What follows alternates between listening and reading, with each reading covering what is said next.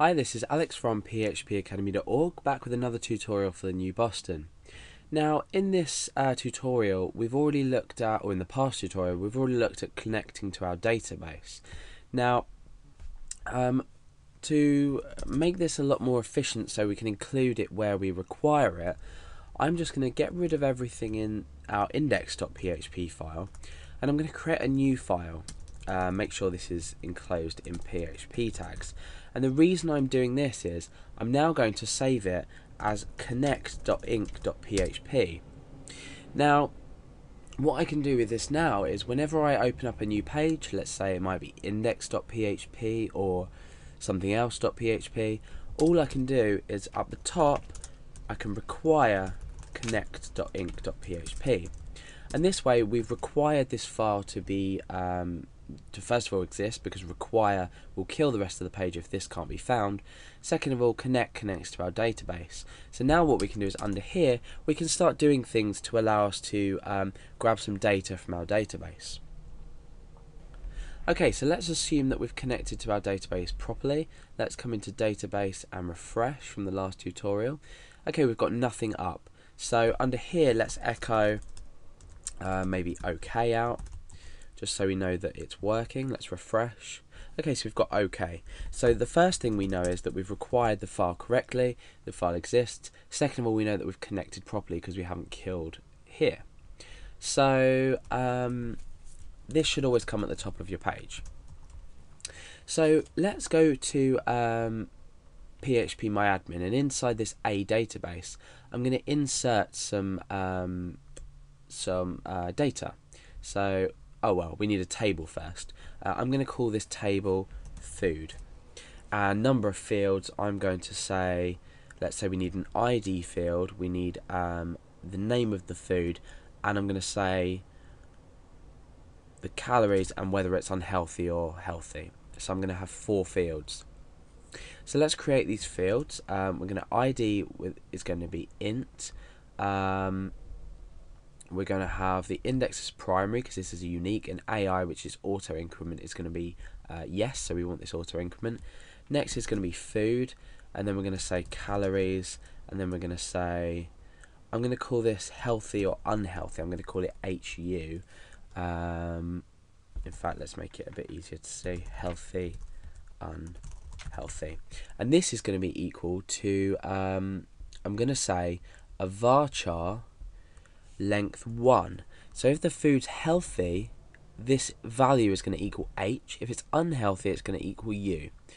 The food, I'm going to say varchar of, let's say, 25, and calories is going to stay an int because we're always going to have an integer number for the amount of calories in the food. So let's go along down here, and I'm going to click save. So let's hopefully we're going to return, yep, we've returned table has been created. So let's browse. We can't browse the data, but we can see the structure. We've got ID as a primary key in int, food of a varchar 25, calories in healthy, unhealthy varchar 1. So we're storing either an H or a U for this.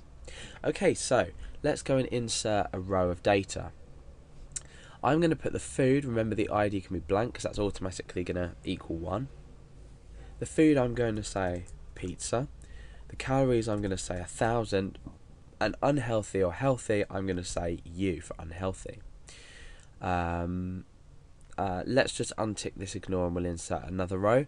Food, let's say salad. Calories, I'm going to say 200, and I'm going to say it's healthy, so I'm going to put an H. So let's click on go. That's inserted them 2 rows. That's successfully done. Now we can click browse and view this data. So we can see that we've got an ID which is unique, we've got the food name, the calorie amount, and healthy or unhealthy.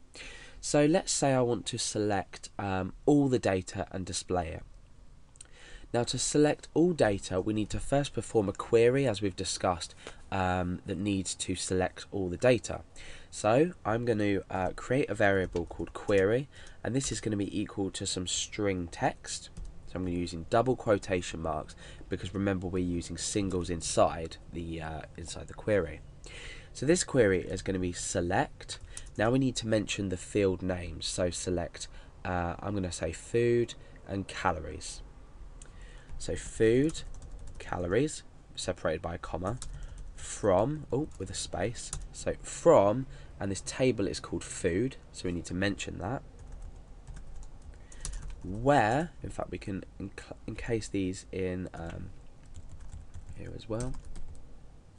So we're selecting the field food and calories, which is what we're going to display. If we needed to display, for example, the ID as well, we'd choose ID, but we don't. We just want to keep that hidden for now. So food, calories from food, where, and I want to say, in fact, no, don't want to say anything. That's it. We can specify an order by, so we can say order by ID, for example. That's absolutely fine. So order by ID. Now what we need to do is we need to actually perform the query. As far as this goes, we haven't actually executed the query within the database. If we refresh our page, you can see that nothing's happening. We're not actually executing the query. So query, I'm going to say run equals, now we're using this MySQL query function to actually run the query. So you can either use the MySQL query function on its own and insert your structured query language in there, or what you can do is just then pop that inside of it. So we're popping this query in here, and then this is running the query. Okay. What we can also do is we can use this or die, but what I'm going to do is I'm going to say, sorry, I've just deleted that, I didn't mean to comment that out. I'm going to say if query run equals MySQL query, then run this block. The reason I'm doing this is because if the query is successful, this will evaluate to true, and then we can continue with our code. But I'm going to say otherwise query failed. Okay, so echo query success.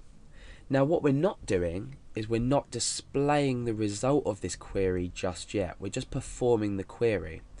We can use some functions later on to display the results, but for now what we're doing is we're just saying query success if this query makes sense and returns something and is structured properly.